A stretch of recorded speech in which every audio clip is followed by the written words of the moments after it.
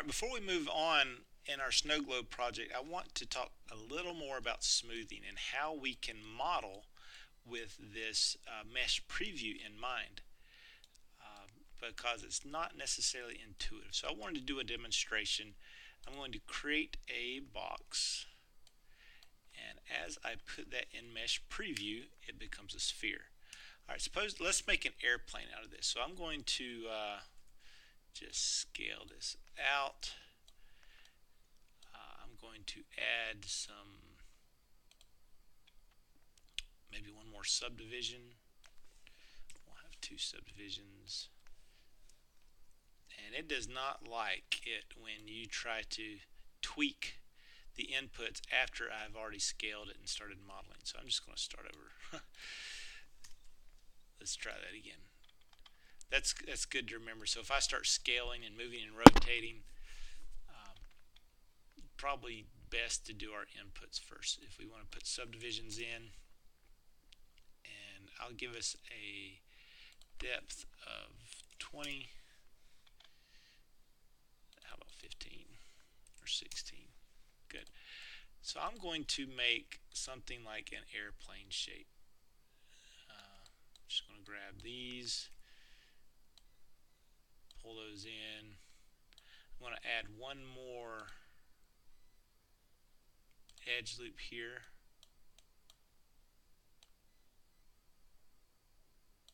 And I'm going to add another edge loop here. Okay.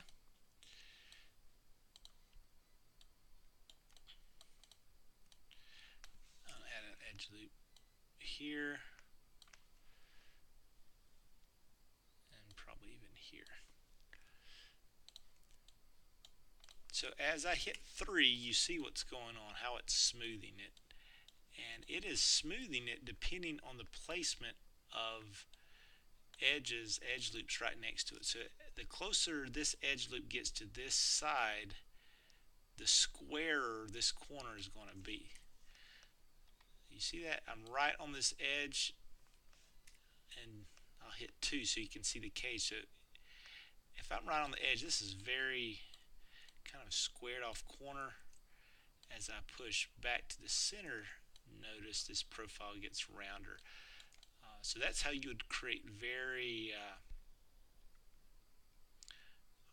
hard, flat edges or rounded.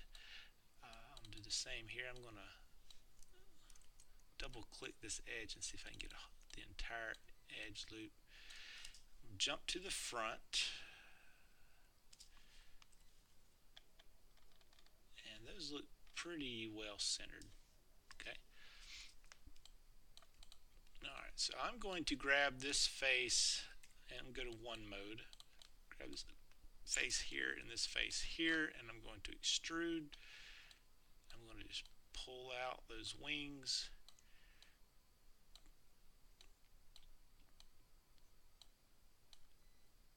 Okay. And probably take that back some.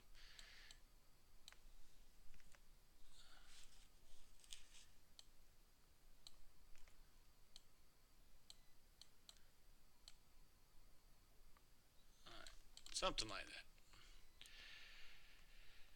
Now, as I hit 3, this is what I wanted to show you. It can be very frustrating. Say, I want part of it smooth, but then it really messes up some of my other parts. So again, going back to the cage, we've got to put another edge loop really close to the body here in order for this to have the hard edge. If not, we're going between this edge here and this edge here. It's kind of making this long sweep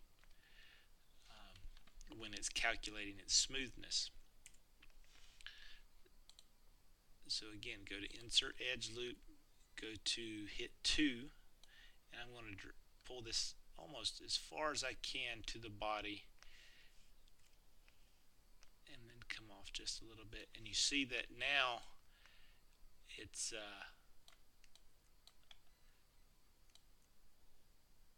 given us a harder corner and an edge there. Same thing when it's calculating the smoothness to the end of that tip. I can bring an edge loop to the very end here and then extends it. I can say I want more form on the front of my wing.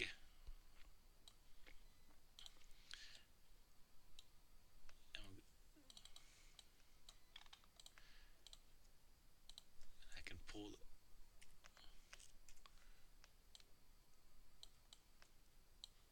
So I guess what I'm getting at is it takes some practice to really get the feel.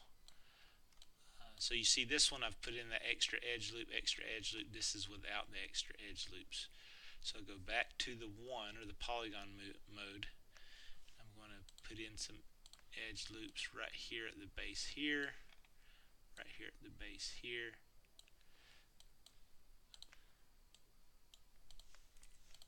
You're starting to get something that you can almost live with. It needs some tweaking,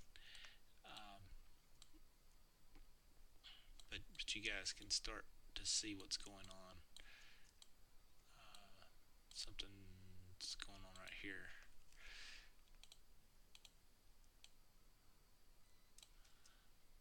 I guess when I selected it a while ago, I didn't grab that.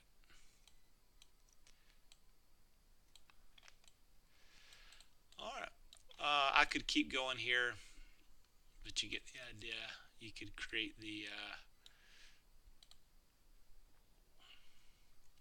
tail fin with an extrude.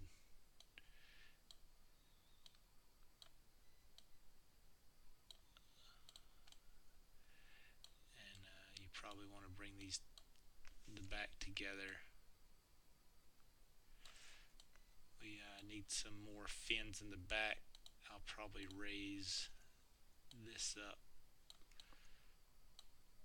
Probably need to grab them both at the same time. Grab these and these. Pull them up, and they probably need to be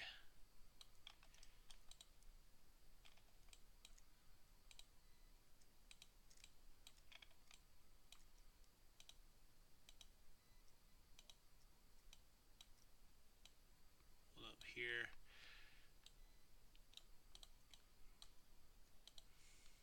To an extrude.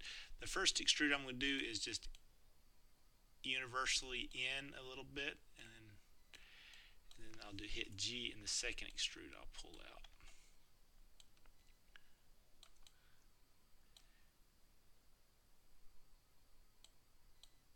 And then hit the toggle so I can go move it in the angle.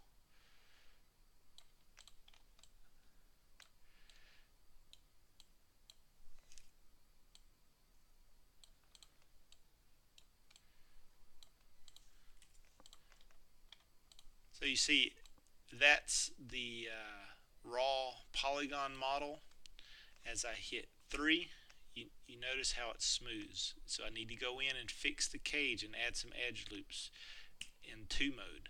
So I go to 2 so I can see the cage, insert edge loop over here. It's going to flatten it up. I can hit one in the back. It's going to flatten the backs of these out. Hit one on the side. Same thing on this side. As I hit one on the bottom here,